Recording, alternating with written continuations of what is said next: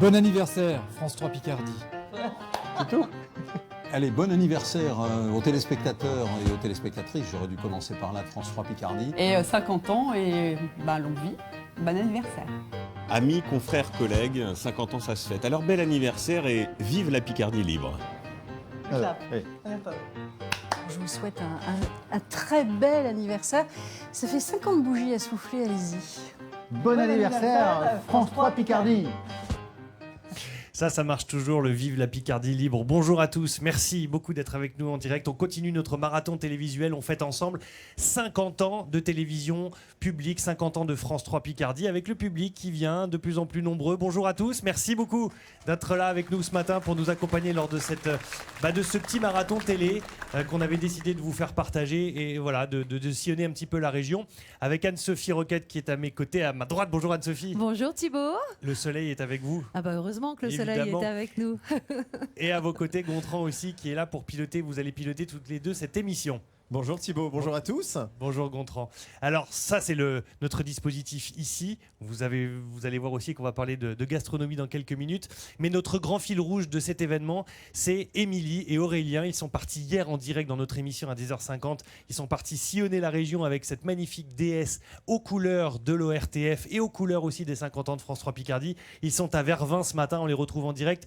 Bonjour Émilie, comment ça va chez vous ce matin? J'ai l'impression que vos aventures se déroulent plutôt pas mal. Vous avez même été intronisé dans la confrérie du Maroilles. Ça continue. Hein. Oui, c'est ça.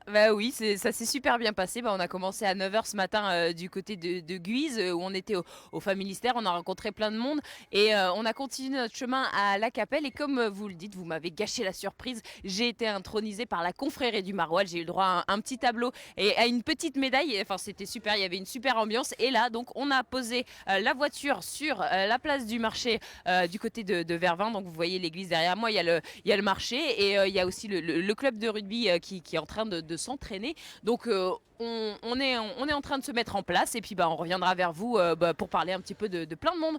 Eh bien allez-y, c'est tout l'intérêt de ce fil rouge justement et de cette déesse qui sillonne comme ça la région, c'est d'aller les voir. Donc n'hésitez pas, si vous nous regardez à Vervins, de sortir et d'aller à leur rencontre. Franchement n'hésitez pas et on est là pour ça. On est de retour ici à Saint-Valery-sur-Somme, on fête ensemble les 50 ans de France 3 Picardie avec des images exceptionnelles, des images de cette bête Somme qui nous accueille aujourd'hui et ça va être un petit peu la thématique de cette émission.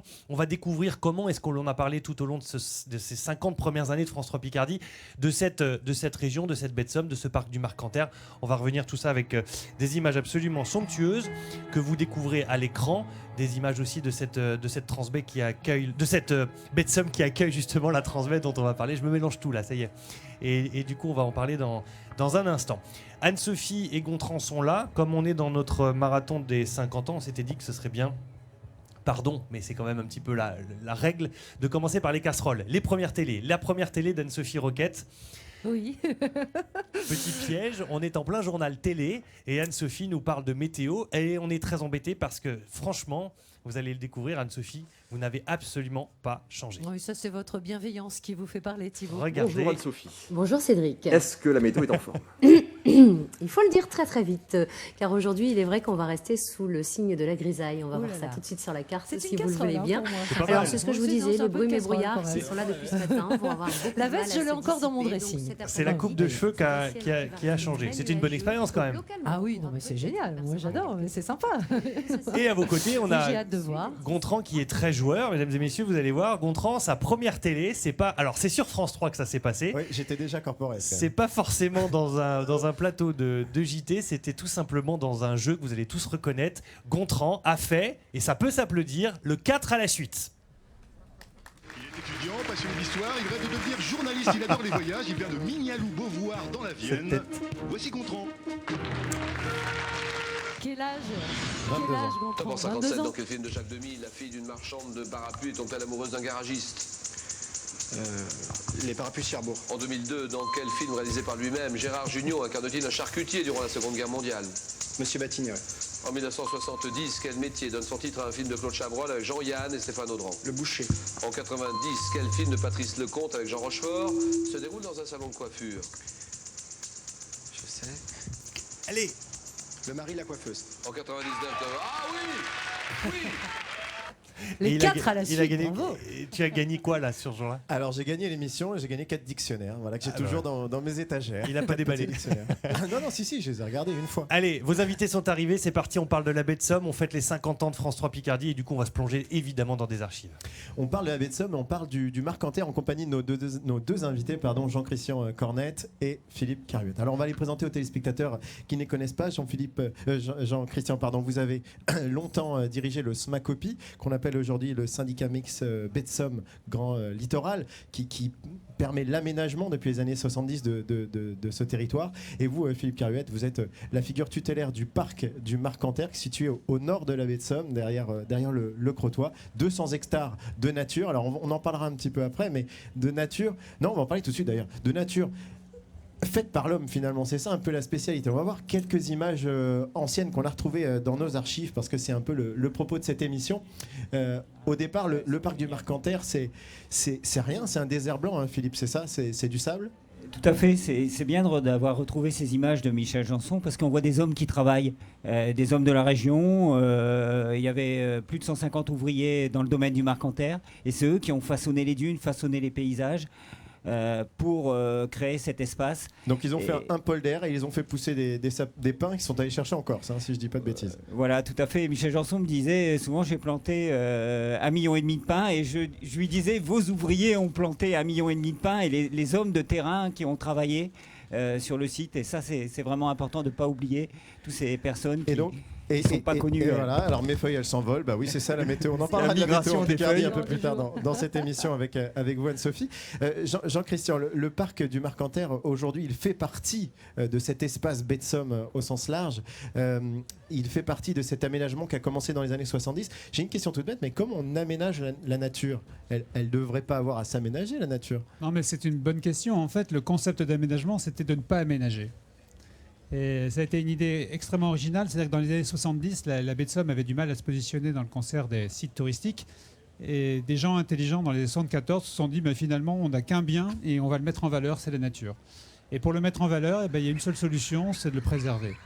Et je crois qu'il y a un grand acteur qu'il faut citer de la baie de Somme. Le véritable aménageur de la baie de Somme, ça n'a pas été le syndicat mixte, ça a été le Conservatoire du littoral. Et le Conservatoire du littoral a acheté des centaines et des milliers d'hectares. Et aujourd'hui, ces espaces sont préservés pour l'éternité. C'est très important. Et alors, ces espaces, on les voit en image. C'était encore le parc du Marcanterre où vous travaillez depuis une vingtaine d'années, Philippe. Ce parc, aujourd'hui, c'est un havre de paix pour les oiseaux sur leur migration du nord de l'Europe vers l'Afrique. Voilà, c'est un lieu de migration. La baie de Somme est située entre les lieux d'hivernage en Afrique, dans le bassin méditerranéen, et les lieux de reproduction en Europe du Nord. Et on a toujours été un lieu de rencontre, un lieu de passage pour ces oiseaux qui s'arrêtent chez nous, et pour tous ces visiteurs qui viennent aussi voir la nature, voir les oiseaux. Le capital nature est devenu la base de notre tourisme sur place. On a 170 000 visiteurs aujourd'hui. Et l'observation d'oiseaux magiques, comme aujourd'hui les spatules, qui nichaient pas avant, ça montre que ces espèces trouvent encore dans notre région un potentiel de nature très fort. Certaines font des pauses plus longues que prévu. Voilà, et beaucoup d'oiseaux s'arrêtent. La spatule niche maintenant. On est un des seuls endroits en France où la spatule niche, la seule colonie visible du public. On a su allier cette harmonie entre l'oiseau et l'homme. Il faut c'est cette richesse et cette harmonie, cet équilibre qu'on a su trouver entre nos paysages, entre les espèces animales et végétales, et puis les hommes qui travaillent sur place, et les visiteurs aussi. Philippe, moi j'ai une petite question, parce que vous observez la faune et la flore depuis votre plus jeune âge, et j'ai lu une petite phrase de vous qui m'a interpellée, parce que vous savez déclarer que comme les oiseaux, chaque visiteur du Marcanterre est différent, et que chaque jour, vous découvrez de nouvelles choses au Marcanterre. Bien sûr, parce qu'on est sur du vivant avant tout. Le vivant, c'est la diversité. On parle aujourd'hui de biodiversité. On devrait tout simplement parler de vie. Et comme chaque humain est différent, chaque oiseau, chaque mammifère est différent. Et nous, quand on fait une visite guidée, on parle beaucoup d'éthologie. On en parlait encore avec Jean-Christian Cornette, que chaque animal a des comportements différents. Chaque individu a des comportements différents. C'est ce qui fait la richesse et ce qui donne notre passion au quotidien. Et tous ces visiteurs qui viennent sur la côte Picarde, on essaye de leur montrer nos richesses naturelles et puis aussi culturelles. Alors on va parler un peu du chant des oiseaux, mais quand même, on peut rappeler à nos téléspectateurs qui peut-être ne connaissent pas la baie de Somme que grâce à ces messieurs, eh bien depuis 1999, la baie de Somme appartient au club des plus belles baies du monde. Et ça, c'est quand même un travail qu'il faut souligner parce que vous, Jean-Christian, en 1987, vous avez tapé aux portes des maires qui pensaient que le syndicat allait fermer. Et aujourd'hui, eh bien, nous sommes dans l'un des plus beaux sites du monde, on peut le dire. Plus beau site du monde où on entend chanter les oiseaux. On entend chanter les oiseaux. Et parfois, on entend chanter les oiseaux humains. On ne sait pas trop. Écoutez cet extrait, vous allez comprendre pourquoi je dis ça.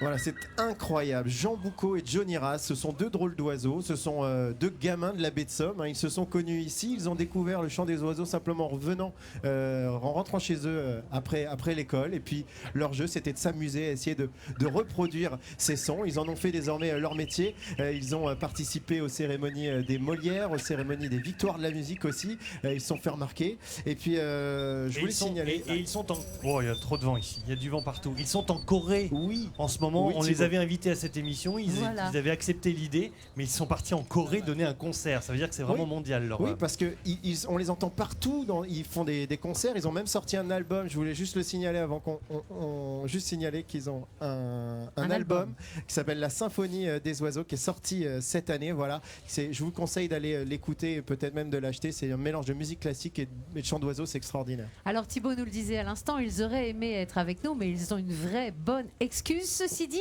ils sont là quand même, on les rencontre tout de suite. Joyeux anniversaire France 3, on part en Corée pour toute une série de concerts en tournée et on vous souhaite évidemment un joyeux anniversaire. Le jeu, c'est de découvrir quel oiseau vous le souhaite.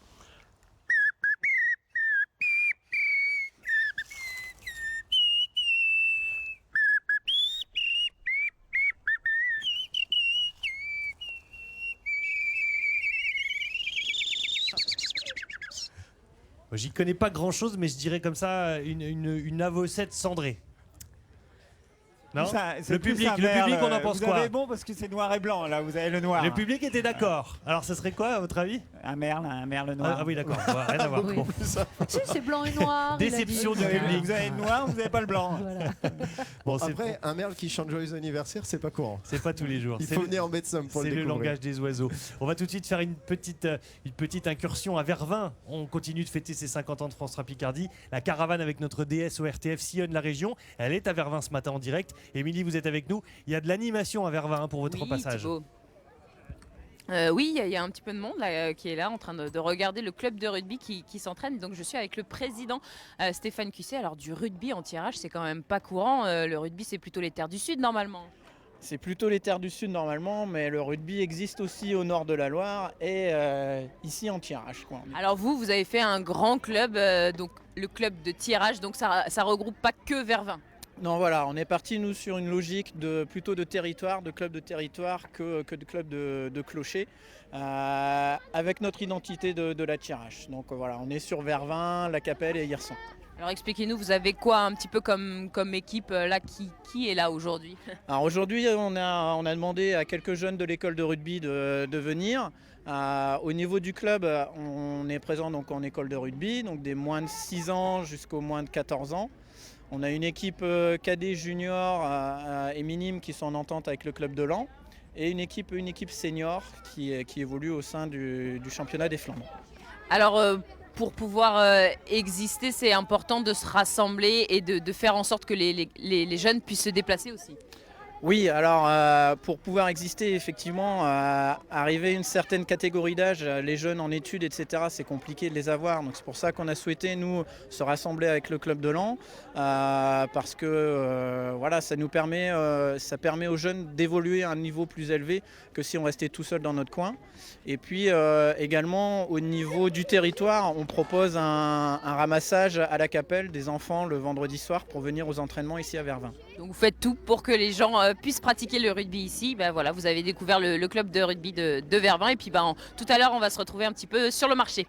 Eh bien très bien, à tout de suite. Émilie, avec Aurélien Barège, vous sillonnez la région pour nous. On fête les 50 ans de France 3 Picardie, vendredi, samedi, dimanche. C'est un marathon télévisuel que l'on continue. Le temps de changer simplement d'invité. Gontran, Anne-Sophie. Oui, on reçoit maintenant 2 nouveaux invités ce matin. Jean-Paul Delance, on vous le présente. Et puis je pense que la personne qui est à côté de Gontran, on n'a pas besoin de vous le présenter vraiment. Hein. On va se permettre de tout le le monde présenter. connaît. Allez, Henri Sagnier et Jean-Paul Delance. Jean-Paul, journaliste actuel à la rédaction de France 3 Picardie. Henri Sagnier qui a été en son temps journaliste à France 3, à FR3 Picardie à l'époque, puis à la rédaction des sports, le 19-20, le 20h d'Antenne 2, jeune retraité. Et puis vous êtes tellement multicasquette que vous êtes aussi le fondateur, vous êtes maire d'Aucourt sur Somme, à quelques kilomètres d'ici, mais vous êtes aussi le fondateur d'un festival de l'oiseau qui a été lancé en 91. Une belle idée. On va réécouter un petit extrait. À l'époque, vous expliquez un peu cette philosophie de ce festival de l'oiseau, puis on vous retrouve dans quelques secondes. À tout de suite. On est en droit de se demander pourquoi le présentateur du Soir 3 a quitté les strass parisiennes pour les plus nettes villes. On cultive son petit jardin secret. Le week-end, je prends un petit peu d'oxygène. Mon bol d'oxygène, c'est la baie de Somme. C'est la Picardie maritime, c'est une région qui m'est chère et j'ai envie de la valoriser. Alors pour la valoriser, il faut monter des événements comme celui-là et attirer un certain nombre de Parisiens en goguette pour leur dire que cette région, elle est aussi belle que la Normandie, elle est aussi belle que le Nord. Et puis il faut montrer, il faut prouver. Donc on balance des films et on organise des balades en baie de Somme. Voilà, c'est tout aussi simple que ça, mais c'est quelque chose de très concret. Bon, j'imagine que vous confirmez vos propos en 2017. Mes propos n'ont pas varié. Hein. C'est toujours la passion pour ce festival et la passion pour la baie de Somme qui nous guide. Ce qu'on veut faire, c'est un événement en avant-saison dans la baie de Somme pour attirer les touristes, notamment les Parisiens et les gens du Nord. Jean-Paul, ce festival de l'oiseau, vous l'avez connu depuis la première édition. Bien sûr, j'étais à la première édition, forcément, puisque je suis un grand ornithologue devant l'éternel. Donc bien sûr que j'ai connu les débuts de ce magnifique festival qui, attention, rayonne maintenant sur toute la Picardie. Avant, ça n'était que la baie de Somme, ou l'aire géographique de la baie de Somme. Tout à fait. Mais ça reste quand même le cœur. Allez, ici on est là pour parler baie de Somme, alors on va la favoriser. Exactement. On est là pour parler baie de Somme, et puis avec vous, Jean-Paul, on a quand même la chance, au sein de France 3 Picardie, d'avoir la personne qui a retrouvé les phoques dans la baie de Somme. Je peux dire ça, c'est pas faux. Oui, retrouver, je sais pas, mais en 1988, j'ai effectivement tourné les premières images des quelques phoques sauvages qu'on pouvait croiser en baie de Somme. À l'époque, il y en avait 8. Maintenant, il y en a plusieurs centaines, donc c'était un peu plus compliqué. Donc effectivement, j'ai pris le matériel, la caméra, le pied, et j'ai crapahuté pendant des heures pour essayer de faire quelques images. Ce furent les premières, et ce furent les premières qui m'ont permis de faire de magnifiques magazines par la suite, et notamment un thalassa complet sur les phoques, grâce à Monsieur Piernou à l'époque. C'était pas trop lourd tout le matériel à l'époque, forcément, ça n'a pas tellement changé, mais c'est plusieurs kilos, plusieurs dizaines de kilos, et surtout, faut être extrêmement prudent. Déjà parce que la baie, il y a des dangers à la traverser à pied, et puis parce qu'il ne fallait surtout pas effrayer ces quelques animaux qui, bien sûr, n'étaient pas du tout habitués à voir des hommes, et donc fuyaient très rapidement. Il y avait une distance de fuite qui était de quasiment 300 mètres. Et alors vous l'avez dit, Jean-Paul, à l'époque c'était quelques animaux, aujourd'hui ils sont quand même 400, 400 dans la baie, et comme vous le dites, c'est un peu le festival aussi, l'idée du festival, de les attirer. Les phoques, ils attirent les touristes, ils aiment ça, vous découvrir, prendre le bateau, le charcot, puis aller voir sur les bancs de sable. Pourquoi ils suscitent tant d'admiration, ces phoques, selon vous ? C'est extraordinaire, c'est qu'on peut les approcher. Nous, c'est ce qu'on fait pendant le festival. Il y a des balades. Nous, ce qu'on fait, c'est assez ludique. Et on dit aux gens, allez, partez avec nous. On part en pirogue et on va voir les phoques et on les approche. On fait attention quand même parce qu'on respecte l'environnement. Et les gens sont vraiment satisfaits, quoi. Ils peuvent pratiquement les toucher, quoi. C'est ça, on peut les toucher, mais il faut faire attention, il ne faut pas les approcher de trop près, il ne faut pas les effrayer. Jean-Paul, je pense qu'il y a autre chose. Est-ce que vous avez déjà eu la chance de voir la tête d'un phoque qui surgit de l'eau ? On le cherche depuis ce matin. Thibaut m'a promis dans vos dès qu'on voit les moustaches, non, mais c'est un animal excessivement sympathique au niveau physique. Alors je parle des veaux marins qui sont ici en majorité, parce qu'on a les deux espèces. On a aussi le phoque gris. L'ornithologue, on l'arrête plus. Oui, en l'occurrence, la spécialiste des pinnipèdes. Non, mais il y a ce côté charmant. Les gosses adorent voir la tête des phoques là, dans le chenal, parce qu'ils passent là. Ça fait 50 ans que ça dure. On ne peut plus l'arrêter. l'arrêter. plus l'arrêter. Jean-Paul, ceci dit, si je vous propose de déguster de bons produits de la baie de Somme, vous n'allez pas me dire non. Ah j'en connais déjà une bonne partie. Bien bien sûr, on va en parler avec Sébastien Porquet. Parce que mais moi, quand j'étais petit, je mangeais des haricots de mer. Moi. Bonjour Sébastien, merci d'être avec nous parce qu'on ne pouvait pas venir à Saint-Valery sans évidemment vous avoir avec nous pour nous parler de la gastronomie picarde. Vous nous avez ramené plein de choses ici, plein de magnifiques produits.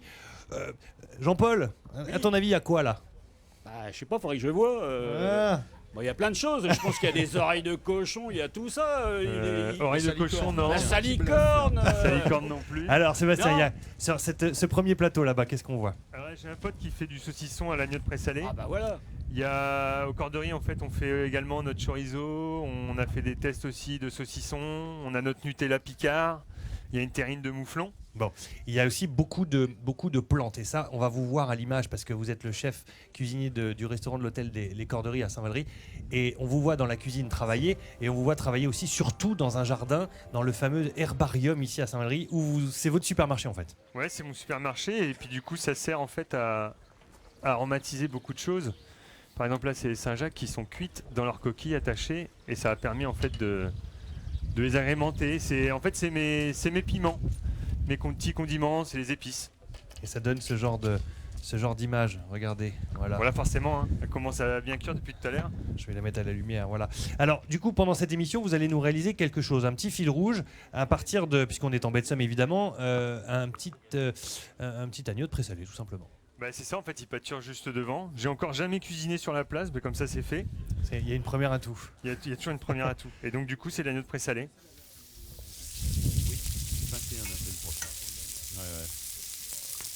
Quelle est la recette exactement?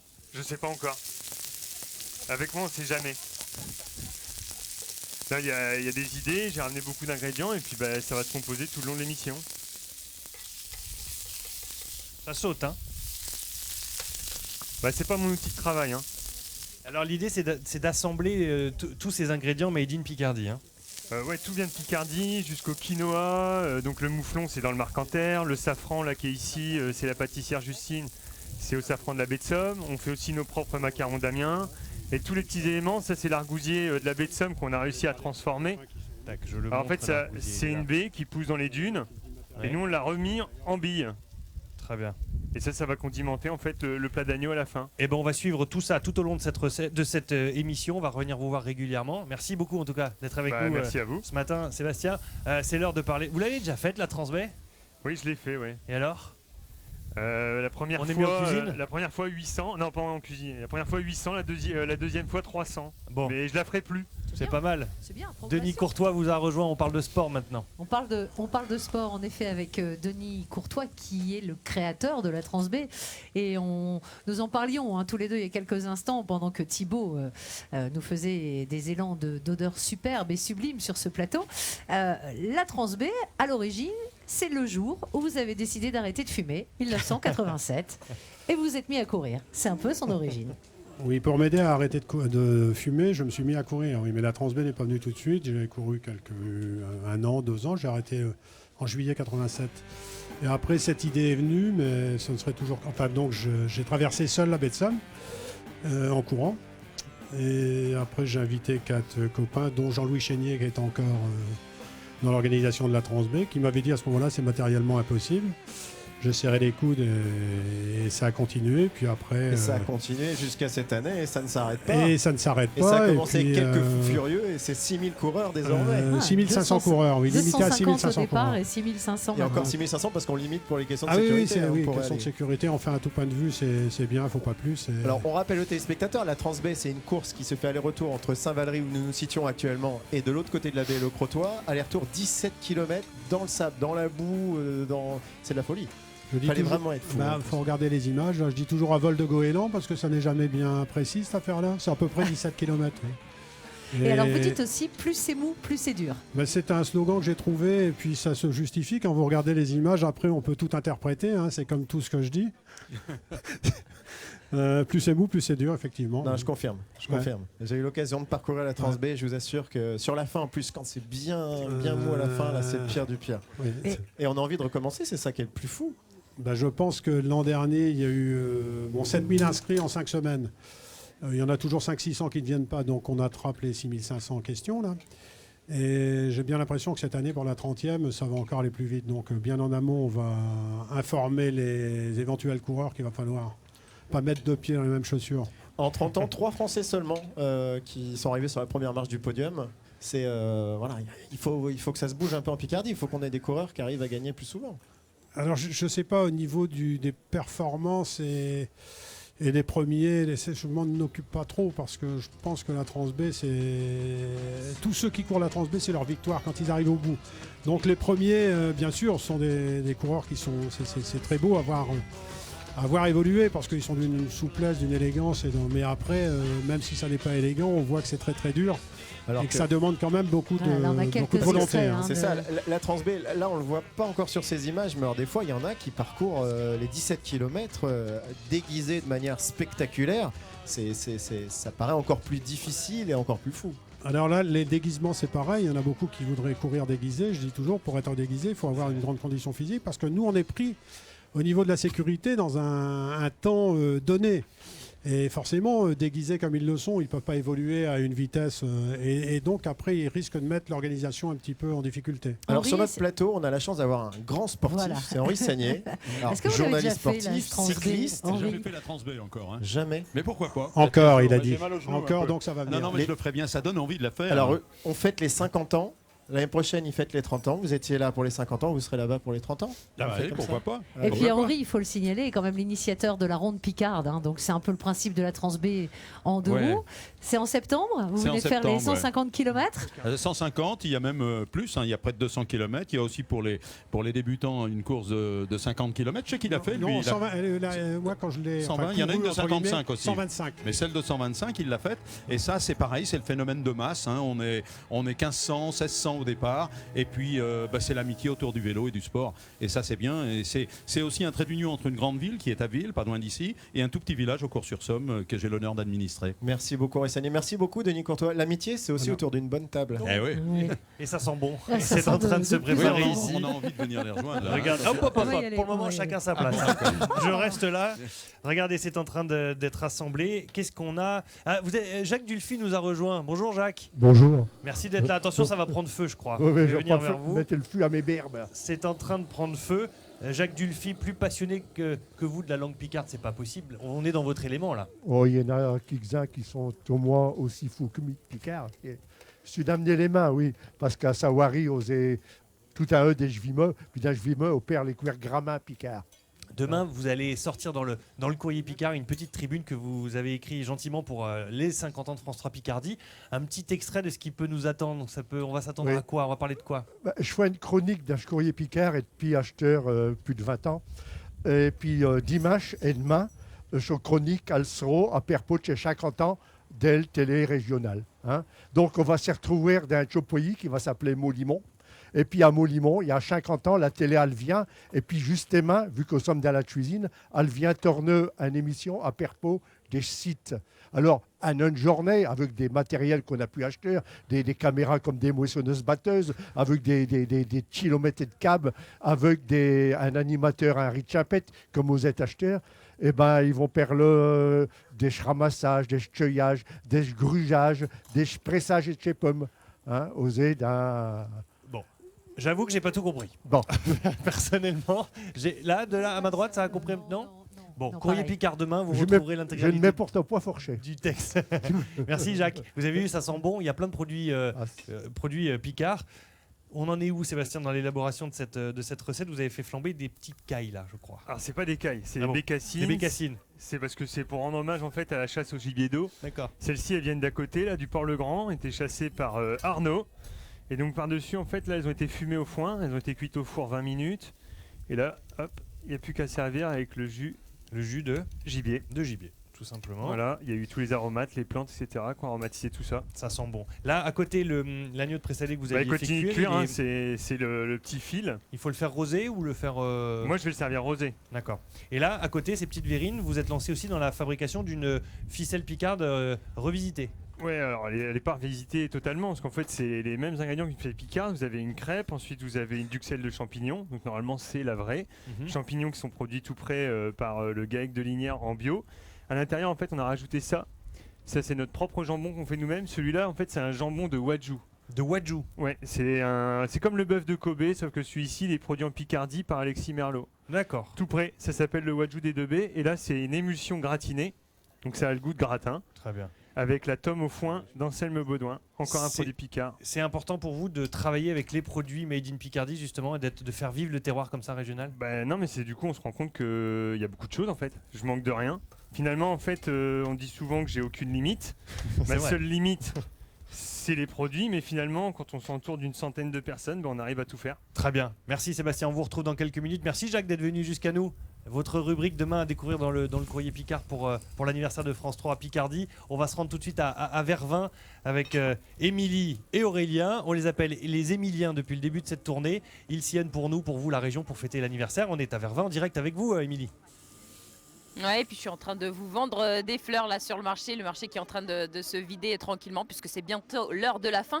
Mais je suis avec Isabelle Lossard, la présidente des entreprises dynamiques du Vervinois. Alors justement, qu'est-ce que vous faites pour rendre dynamique Vervins ? Eh bien, on a ouvert une boutique éphémère de créateurs. Donc, c'est environ une vingtaine de créateurs qui nous déposent leur création. Et puis, la boutique est ouverte 3 jours par semaine. Et décembre, elle sera ouverte tout le mois de décembre.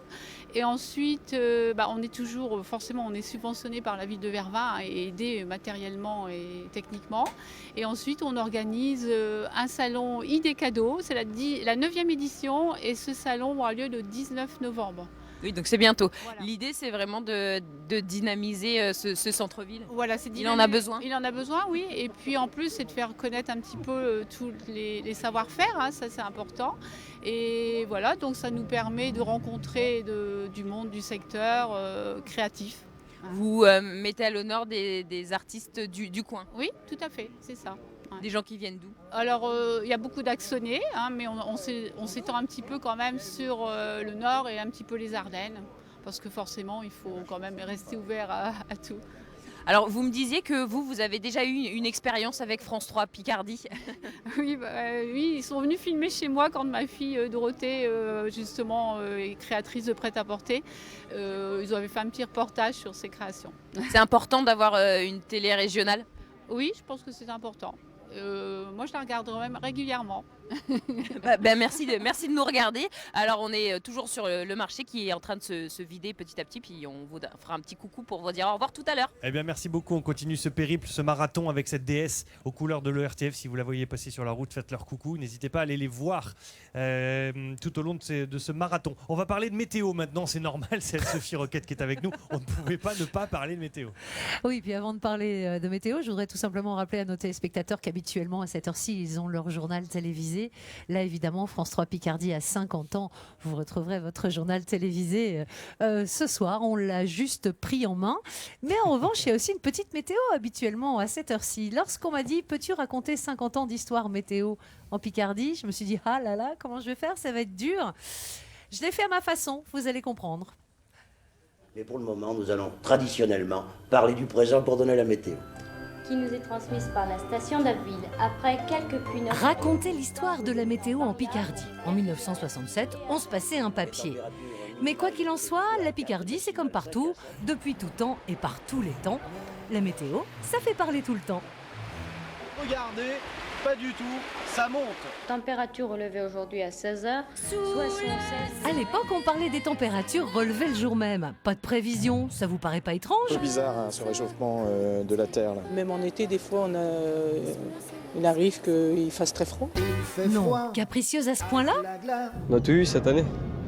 Du gel, pluie, neige. Et quelques journées clémentes que nous venons de connaître suffisent à justifier l'ouverture de ce journal par la météo. Ah, la météo en Picardie, une histoire d'amour avec nos journaux télévisés.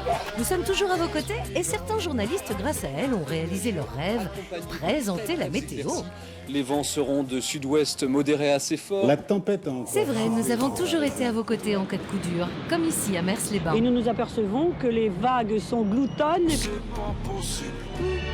Les vagues, la pluie, le vent. La circulation automobile sera déchaîne souvent les looks. Perturbée. Ça signifie qu'un courant maritime ouest très doux nous déprime un peu parfois. Il a enfin cessé Mais nous sommes toujours là, bien droit dans nos bottes. Se couvrant en cours de journée Et avec puis un jour, l'arrivée on a inventé le dessin animé, et même la couleur, ce qui nous a donné de jolis soleils orange. Quant à ceux qui n'ont jamais réalisé leur rêve, à savoir présenter la météo, eh bien ils l'ont adapté pour les sports ou pour l'agenda des sorties. Et en profiter, si vous voulez vous emplir les poumons de l'air frais et vivifiant de la Picardie, vous pourrez vous rendre dimanche à la fête de l'été organisée Tout ça par pour le dire syndicat qu'au des final, services des cantons la météo, tout le monde en parle. Tu es le soleil. Ah, la Picardie sous le Eh soleil. bien, cette recherche sur l'évolution du temps qui nous montre que le printemps n'est plus ce qu'il était. Déjà en 1985, ma bonne dame, il n'y avait plus de saison. Je vous rappelle le temps pour demain, froid et ensoleillé. Je vous souhaite une bonne soirée. Rendez-vous demain soir pour une autre édition d'Information régionale. Quand tu m'as quitté. Il y avait de l'ambiance à l'époque sur les plateaux.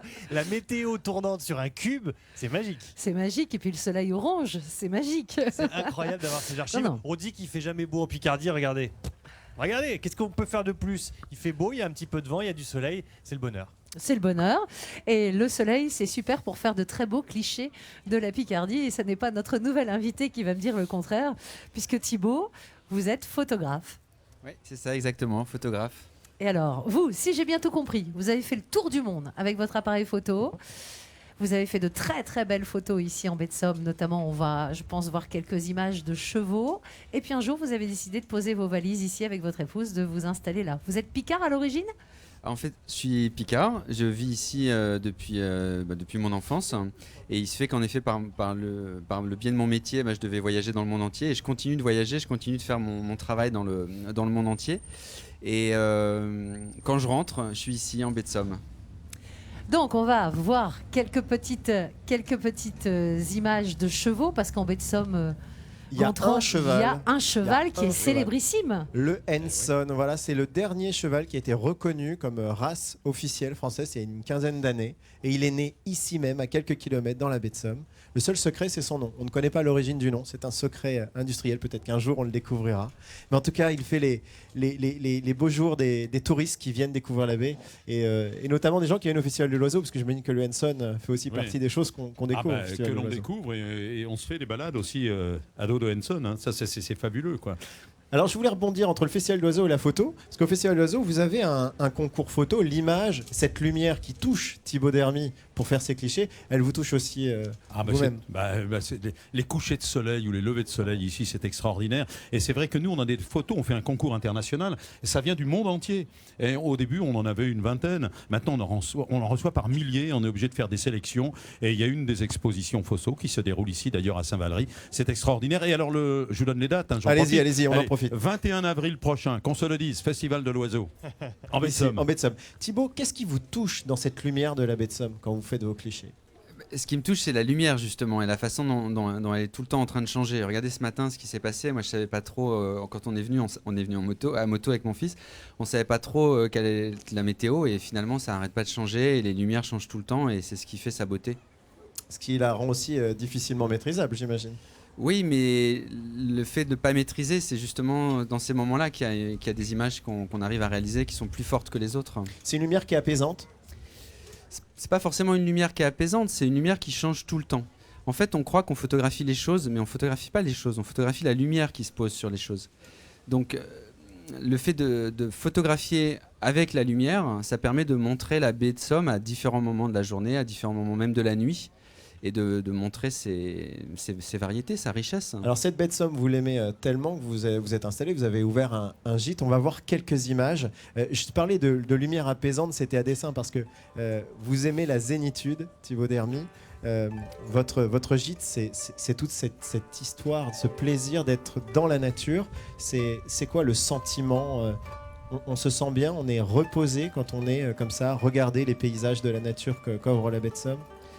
L'idée de la maison d'hôte, c'était vraiment d'ouvrir notre façon de vivre aux autres. D'abord aux amis, et puis après rapidement aux amis des amis. Donc c'est devenu une maison d'hôte. Voilà comment ça s'est passé. Et en fait, la beauté de la baie de Somme, c'est la nature, c'est la partie sauvage de la baie de Somme. Et c'est ça qu'on a voulu mettre en avant. On est zen rien qu'en regardant les images. Hein. On est zen Ah rien ouais. qu'en regardant les images. Absolument. Alors on va poursuivre cette émission. On va aller justement regarder un sujet qui a été tourné par l'équipe de France 3 Picardie. FR3. Parce que ah non, là c'est France 3, je crois. C'est pas une archive. Là, c'est Voilà. actuel. On est allé voir des personnes qui justement ont choisi, qui sont venues d'ailleurs. Et qui sont restés ici dans la baie de Somme. C'est le cas, vous deux, on en reparlera juste après. Vous êtes partis loin et vous revenez toujours un petit peu en baie de Somme. Regardez ce sujet, notamment une femme qui est venue de très très loin, de l'autre côté de l'Atlantique. Ces grandes étendues, à marée haute comme à marée basse, Rosanna De Paola ne s'en lasse pas. Quand on regarde à l'horizon, toute cette eau qui va venir ici, j'ai toujours pas compris où elle va. C'est des espaces qui, ça n'existait pas chez nous au Brésil. Originaire de Sao Paulo, elle a posé ses valises en baie de Somme il y a 20 ans. À l'époque, son mari et elle sillonnent la France pour trouver un endroit où passer leur retraite. Ils débarquent en voiture au Crotoy dans les pires conditions. C'était au mois de novembre et j'ai essayé d'ouvrir la porte, impossible. Un vent, une tempête, c'était impossible. Et bon, j'ai réussi à descendre de la voiture. Les cheveux, je ne vous dis pas dans quel état il était. Et j'ai tombé amoureuse de la baie de Somme. Mais c'est incroyable, vous arrivez un jour de tempête et vous tombez amoureuse du coin. Va expliquer les erreurs de la nature, je ne peux pas. C'était magique. Coup de foudre concrétisé, Rosanna a ouvert une chambre d'hôte au Crotoy. Pressée dès ce matin. Des oranges qui viennent du Brésil. Artiste peintre, elle a suivi son banquier de mari au Venezuela, au Nigeria et en Iran. Mais aujourd'hui, elle est devenue la meilleure ambassadrice de la baie de Somme. Après plusieurs périples dans des pays, je pense que s'installer en baie de Somme, ça c'était un paradis. Parce que la tranquillité, la lumière, les gens... Les paysages et cette impression de bout du monde, c'est aussi ce qui a séduit Miles Wambo. Designer de flacons de parfum, son métier l'emmène parfois au bout du monde, mais c'est au Hable d'Ault qu'il aime se ressourcer. On est isolé ici, mais il y a du monde. Alors? Coupe le choix. Ouais, bah ouais. Bon, il fait mieux, hein, c'est impeccable. Ouais. Bon, t'en revaux? Ouais. Un père américain, une mère française, ses parents passaient toutes leurs vacances à Saint-Valery. Mon père faisait beaucoup de voiliers et surtout il était né dans la baie de Boston et ça lui rappelait un petit peu la baie de la Nouvelle-Angleterre. Donc ils sont tombés sous le charme. Attaché à sa liberté, Miles a choisi de rester sur les terres de son enfance. On est dans une zone aussi où il y a énormément d'ornithologues, il y a les chasseurs, il y a les agriculteurs. On n'est pas non plus complètement isolé sur une île déserte. C'est au hasard d'une promenade que Rosanna, la brésilienne, a découvert cette chapelle sur la commune de Favières. À chaque fois, c'est pour elle la même émotion. Vous pensez qu'un jour vous repartirez de la baie de Somme? Jamais. J'ai dit à tous les gens que mes pieds sont plus profonds que les racines des spartines. Je ne peux pas quitter la baie de Somme. Je ne quitterai jamais. Voilà, on est toujours ici à Saint-Valery-sur-Somme pour cette émission spéciale 50 ans. Henri Sagnier, vous avez une grande carrière à Paris. Thibaut Dermy, une carrière partout dans le monde à faire vos photos. Et comme cette dame, vous revenez toujours rapidement. Pourquoi on revient toujours dans la baie de Somme? Allez. Moi, je reviens pour la lumière, pour les ambiances, et puis c'est un ballon d'oxygène, puis plein de belles images dans ma tête, quoi. Et je viens ici à vélo, moi. Je prends le chemin du Halage, je pars d'Aucourt, j'arrive ici, je hume un peu l'atmosphère, je regarde, je fais 3 photos, je repars et je reviens heureux chez moi. Le plaisir. Thibaut, rapidement. Moi, je viens pour me ressourcer. Mon dernier moment magique, c'était avec mon fils en kayak, d'aller voir les phoques, tout simplement. Ben voilà. Merci beaucoup, Thibaut. Merci beaucoup, Henri Sagnier. Merci. Merci. Allez, on termine avec cette image du dressage de la table. Regardez notre agneau de présalé qui est maintenant dressé. C'est joli et c'est sûrement très bon. Bah, j'espère. Vous nous avez réalisé cette recette. Chef cuisinier de l'hôtel des Corderies à Saint-Valery qui nous accueille ici pour le marathon des 50 ans. Et puis de l'autre côté, qu'est-ce que l'on a ici? Donc là, en fait, c'est butternut, donc la petite courge transformée en version sucrée avec du chèvre de Georges Griboval qui produit ça tout près de Caen. Et tout ça made in Picardie. Merci beaucoup Sébastien de nous avoir accompagnés tout au long de cette émission. On va aller voir Émilie pour le mot de la fin aussi. Émilie est toujours en direct de Vervins. Le parcours continue. Vous allez prendre la route pour quelle ville maintenant, Émilie? Bah, on va aller à Marle et on vous attendait parce que là on est un petit peu pressé, donc on va à Marle 14h30 place de l'église, ensuite on sera à Laon vers 17h et puis à Soissons à la fin de la journée, donc on y va hein, et puis on va déjeuner sur la route. Eh ben, très Salut, bien. à tout à l'heure. Bon appétit et bonne route. Vous la verrez sur la route de Picardie, cette déesse bleue ORTF qui sillonne pour nous. Évidemment, la Picardie à l'occasion des 50 ans de la Baie de Somme. Il est des 50 ans de France 3 Picardie, puisqu'on est en Baie de Somme. Il est 12h15, c'est bientôt la fin de cette émission. On va se quitter avec du Pipasso. Je vous fais une petite infidélité, Anne-Sophie. J'ai une autre Anne-Sophie à mes côtés. Une autre Anne-Sophie, mais du pipasso ou du pipo-sac dans le Vimeux, du piposa dans le Pas-de-Calais et du mucho-sac en Belgique. Avec un petit extrait à la fin.